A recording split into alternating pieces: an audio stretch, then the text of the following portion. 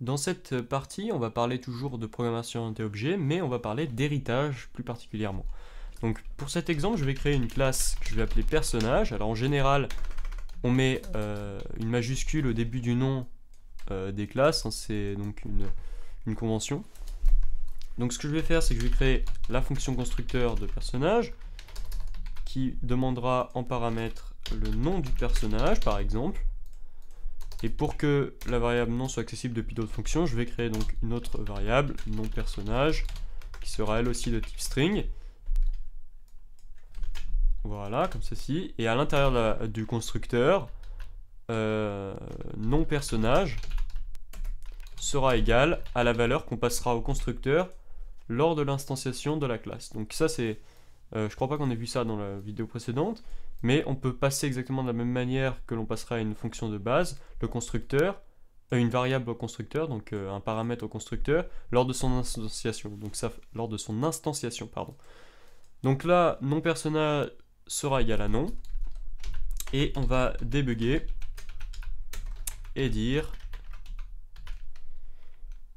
bonjour, virgule, plus le nom personnage.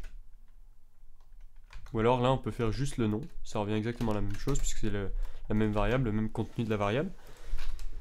Personnage, on va lui créer une autre fonction, donc par exemple avancer. Voilà. Et là on a accès au nom personnage même dans cette fonction puisque vous remarquez qu'il est dans la classe. Donc je peux tout simplement dire debug.log entre parenthèses, et là je vais dire le nom du personnage plus à avancer. Donc je sauvegarde. Déjà on va tester cette classe normalement. Donc j'instancie ma classe dans une nouvelle variable que j'appellerai par exemple Jean de type personnage est égal à donc une nouvelle instance de personnage. Et là entre paramètres, entre parenthèses, on va mettre les paramètres qui correspondent au constructeur. Donc là, c'est comme si on appelait le constructeur, la fonction constructeur. Donc la fonction constructeur qui se trouve là possède un paramètre, c'est nom. Et le nom qu'on va passer en paramètre, c'est par exemple Jean. Je sauvegarde, je vérifie qu'il n'y a pas d'erreur, je lance le jeu. Et là, ça met bien bonjour Jean, puisque on a passé lors de l'instanciation de notre variable, de notre classe personnage, donc Jean est l'instance de la classe personnage. On a passé donc en paramètre de son constructeur une variable de type string, comme le constructeur nous l'a demandé, et donc il s'agit de nom.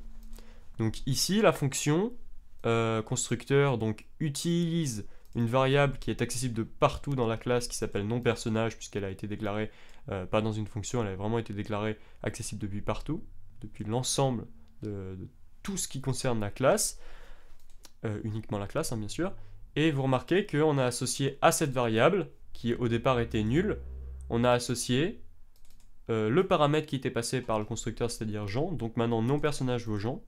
Et si par exemple on décidait d'appeler la fonction avancée via l'instance Jean, c'est-à-dire Jean.avancé, je sauvegarde, je teste, et là on va avoir Jean a avancé, donc j'ai oublié un espace avant le A, mais bonjour Jean, donc c'est le constructeur, c'est par là qu'on est passé en premier, et ensuite Jean a avancé. Donc si je reviens ici, que je mets un espace, je sauvegarde, ce sera plus esthétique. J'appelle ma console, CTRL-SHIFT-C ou POM-SHIFT-C sur Mac, et voilà, Jean a avancé.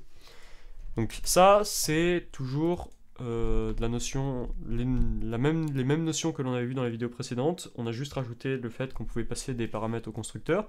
Maintenant, on va parler d'héritage. Donc je vais agrandir un peu plus la fenêtre, histoire qu'on voit tout le code. Voilà.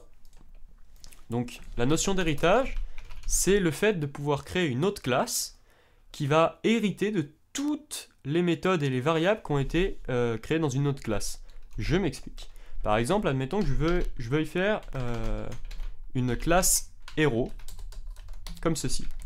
Là, ma classe héros, si j'instancie donc une variable qui prend donc la classe héros, c'est-à-dire si j'instancie un nouvel objet héros, bon, à l'intérieur de la classe héros, il n'y a pas grand-chose, il n'y a rien du tout, donc il n'y a aucune fonction. Et aucune méthode et aucune variable. Donc si je dis par exemple extend personnage, Et là, c'est la magie de la programmation orientée objet. Je vais pouvoir, par exemple, créer donc une nouvelle instance de héros que j'appellerai Superman, qui sera un héros. Donc je vais créer une nouvelle instance de héros. Et le truc génial avec l'héritage, c'est que je vais pouvoir, donc je vais mettre un S minuscule, voilà, parce que c'est une instance, donc ça aussi c'est une convention, les variables avec des minuscules et les classes avec des majuscules, c'est une convention, à vous de la respecter ou non, hein. Mais c'est plus direct de voir, ah, il y a une majuscule, ça se peut que ça soit vraiment une classe. Donc là, ce que je vais faire, c'est que je vais accéder à Superman, et vous remarquez que quand je mets le point, MonoDevelop me propose d'accéder aussi aux méthodes de la classe personnage. C'est-à-dire avancer, et aussi la variable non personnage. Donc on le voit parce que c'est un petit losange bleu, donc les variables, et le petit losange violet, c'est les méthodes. Donc vous voyez, l'avantage, c'est donc que ma classe héros, même si elle ne contient rien pour l'instant, hérite des méthodes et des variables de classe personnage.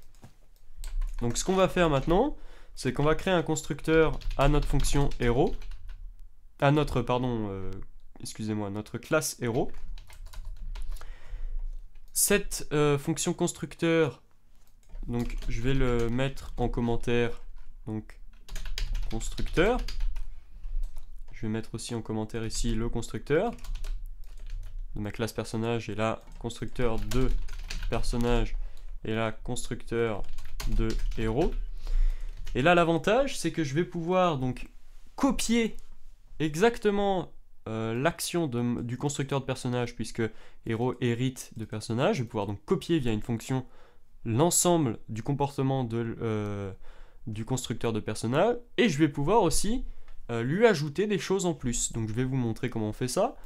Je peux donc déjà mettre les mêmes paramètres. Donc là par exemple j'aurais pu mettre nom héros aussi, hein. Il faut que j'ai le même nombre de paramètres dans le constructeur de la classe à hériter et de la classe héritée. Et là je vais tout simplement utiliser la fonction super en passant le paramètre que j'utilise dans la fonction qui était dans le constructeur de la classe qui étant l'autre classe. Donc je m'explique. Pour aller plus clairement, je vais faire un schéma. Je vais vous expliquer comment le programme va fonctionner. Donc il va voir la classe héros, elle est en personnage. Donc ça on est au courant. Il va voir que héros est le constructeur de la classe héros puisqu'il possède le même nom. Parfait. Ensuite il remarque qu'il y a un paramètre. Parfait. Ensuite on va dans la fonction super. Et cette fonction super stipule que elle va copier l'information, les informations du constructeur de la classe qui a été héritée. C'est-à-dire que la super est capable, via cette fonction constructeur, de dire eh bien je vais accéder au contenu de ma fonction constructeur. Cependant, cette fonction constructeur de personnage possède un paramètre. Il faut aussi le stipuler dans la classe héros, c'est-à-dire dans le constructeur de la classe héros. Donc ici, je lui passe le paramètre non héros, qui est là. Donc quand je vais pouvoir instancier ma classe héros, comme je l'ai fait ici, je vais pouvoir lui passer un paramètre. Par exemple, là, ça serait Superman. Ce paramètre va être envoyé ici, c'est-à-dire un non héros. Il va être à nouveau réenvoyé dans super, qui va le réenvoyer dans le constructeur personnage, et qui va donc l'afficher. Et il va aussi se servir donc des variables dont il aura besoin, par exemple là, non personnage. Et je le rappelle, non personnage est une variable de la classe personnage, mais comme héros étant personnage, eh bien non personnage est aussi connu de la classe héros. C'est pour ça qu'on peut utiliser non personnage. Donc là, si je teste, je sauvegarde et que je teste, eh bien ça m'affiche bien bonjour Superman via la classe héros. Donc j'utilise la classe personnage avec toutes les fonctions, donc toutes les méthodes et les variables de classe de personnage dans la classe héros. Pardon. Et ce que je peux faire, c'est maintenant rajouter des fonctions à ma classe héros, en plus donc de celles dont elle hérite déjà de personnage. Donc par exemple, je pourrais faire une fonction voler. La fonction voler dirait en plus, par exemple, un debug log. Par exemple, on pourrait accéder directement à la variable du nom du personnage, qui serait nom personnage plus vol. Espace, je sauvegarde.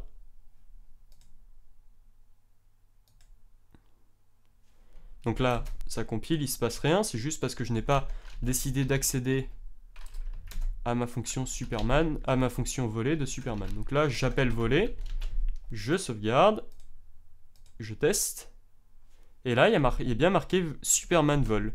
Donc la fonction voler va chercher mon personnage, qui, je le rappelle, a été défini a été rempli, c'est-à-dire on a rempli le contenu de nom personnage, c'est-à-dire cette variable, via le constructeur de la fonction héros, qui a donc renvoyé le nom d'héros jusqu'au constructeur de la classe personnage à l'intérieur ici. Il est venu le changer, donc maintenant le nom personnage de la classe héros équivaut au nom que l'on a envoyé dans le constructeur de cette classe héros, c'est-à-dire Superman. Et donc pour la classe héros, le nom c'est bien Superman, mais pour la classe mon personnage, ça sera ce que l'on va envoyer si l'on crée une instance juste de personnage. Je vais vous présenter la chose suivante. Je crée une nouvelle instance de personnage. J'envoie dans le constructeur Jean. C'est-à-dire que là, je fais exactement la même chose que tout à l'heure. J'envoie juste Jean à la place de nom. Si je sauvegarde, je relance mon test. J'appelle ma console. Vous remarquez que ça nous dit d'abord bonjour Superman, qui est, je le rappelle, donc je vais mettre la console de ce côté-là. Voilà. Donc je vous rappelle qu'en premier, on appelle le constructeur de Superman qui fait quoi? Qui en quelque sorte est une copie donc, du constructeur de personnage. Donc ça nous affiche bien bonjour Superman, on l'a vu. Ensuite on appelle la fonction voler de Superman qui, elle, récupère le nom Superman que l'on a passé via le constructeur. Donc à nom personnage qui, je le rappelle, est aussi hérité par cette classe. Donc ça nous affiche bien Superman vol, d'ailleurs on va le mettre en minuscule. Et ensuite, on décide de créer une nouvelle instance de personnage, sans utiliser héros, juste personnage, et on passe au constructeur de personnage, ici directement le nom, qui bien sûr garde toujours l'affichage de ce nom. Donc vous voyez comment on peut s'organiser avec l'héritage et la manière dont c'est fait. Alors on va voir une dernière petite chose. Je vais retourner dans mon NoDevelop, sauvegarder. La dernière chose que l'on va voir, c'est qu'on peut aussi, normalement, étendre des fonctions d'autres classes pour les améliorer. C'est-à-dire que, par exemple, si je crée ici une fonction que j'appelle test, non, on va dire addition, on va faire des choses logiques, addition, que cette fonction addition prend un paramètre n1 qui est un int et n2 qui est aussi un int, et que tout simplement ce que fait cette fonction, c'est d'afficher l'addition de n1 plus n2, et bien ce que je peux faire dans ma classe héros, et bien bon, déjà depuis l'instance, je vous le rappelle, on peut toujours accéder à cette fonction additionnée qui est nouvelle, hein. Donc ça, le principe reste le même, mais ce qu'on peut faire, c'est qu'on peut aussi recréer une fonction additionnée, donc addition, on va l'appeler super addition, qui prend en paramètre les mêmes choses. Donc nous on va les appeler x1, x2 pour bien montrer qu'il s'agit de deux choses différentes. C'est toujours des int. Mais en fait, si je les nomme différemment, il faut bien comprendre que n1 va correspondre à x1 et n2 va correspondre à x2. Donc ce qu'on va faire à l'intérieur ici, c'est aller chercher de la même manière que l'on a fait le constructeur tout à l'heure, toute la fonction addition de la classe personnage à l'intérieur ici. Donc on va passer les paramètres x1, x2. Donc là, qu'est-ce qui se passe? Je peux directement, depuis Superman, alors je vais collapser la classe ici pour pouvoir que vous puissiez voir ce que je vais faire. Donc, ce que je vais faire, c'est que depuis Superman, je vais pouvoir accéder à super addition en passant deux nombres, par exemple 10 et 10 pour que ça fasse 20. Là, qu'est-ce que ça va faire? Ça va aller dans super addition. Ça va remarquer que avec le mot super, on veut faire la même action qui se trouve dans la classe addition de la classe étendue. Donc là, la classe, c'est personnage. On repère addition. Addition possède deux paramètres. Exactement les deux paramètres que l'on a renseignés là. Et que l'on a renseigné aussi en paramètre de la fonction qui va donc surpasser la fonction précédente. Et donc là, cette fonction nous sort tout simplement n1 plus n2. Donc on aurait pu aussi... non, bon, ça, on va faire simple. Donc elle sort n1 plus n2.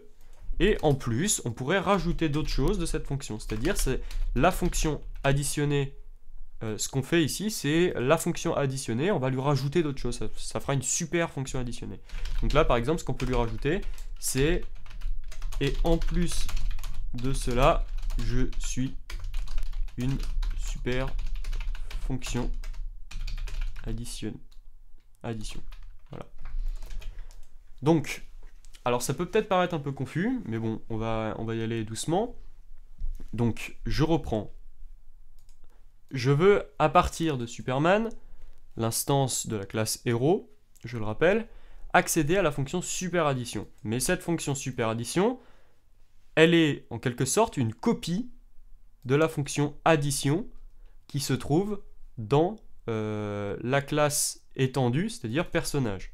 Donc elle se trouve à l'intérieur, on a addition, et ici, on a aussi la possibilité donc de récupérer l'ensemble de la fonction addition. Donc superaddition, qu'est-ce qu'elle fait pour l'instant? Jusqu'à cette ligne, elle fait exactement la même chose que addition de la classe personnage. On lui a passé en paramètres les paramètres qu'elle demande, dans ici à la ligne 41, et aussi dans l'entête de la fonction superaddition. Et en plus de ça, on peut lui rajouter des actions, et là l'action qu'on a décidé de rajouter, c'est « et en plus de cela, je suis une super fonction ». Donc voilà, je sauvegarde. Là, je vais accéder donc à superaddition, c'est-à-dire je vais faire 10 plus 10. Donc je passe 10 à x1, 10 à x2, donc via x1 et x2 ici. Paf, les nombres apparaissent là. Ces nombres, comme ils vont être réenvoyés dans la fonction addition. Donc la fonction addition qui se trouve là. Bam, les nombres seront envoyés. Donc ici, n1 vaut x1, n2 vaut x2, c'est-à-dire 10 et 10. Et on décide de sortir en console l'addition de 10 plus 10. Donc on aura 20. Et en plus de cela, on va afficher et cela. Et en plus de cela, je suis une super fonction addition. Donc je sauvegarde. Je n'ai pas d'erreur, je teste. Donc là, si on retourne dans la console, vous voyez bien marqué 20, c'est-à-dire le résultat du debug log n1 plus n2. Et en plus, vous avez donc l'affichage du debug log de la fonction superaddition. Donc j'espère que ça n'a pas été une approche trop compliquée pour vous. J'espère que vous avez bien compris. Sinon, faites des tests. Je vous conseille vraiment de prendre par exemple un papier et un crayon, à côté d'avoir votre ordinateur, de faire des tests, de vous faire des flèches dans tous les sens pour essayer de comprendre comment les variables sont transmises, etc. J'espère que ça vous a plu. Et si vous avez des questions, n'hésitez pas à me poser des questions en commentaire, je serai là, je vous répondrai du mieux possible. Et sur ce, je vous dis au revoir et à bientôt dans la prochaine vidéo. Ciao ciao!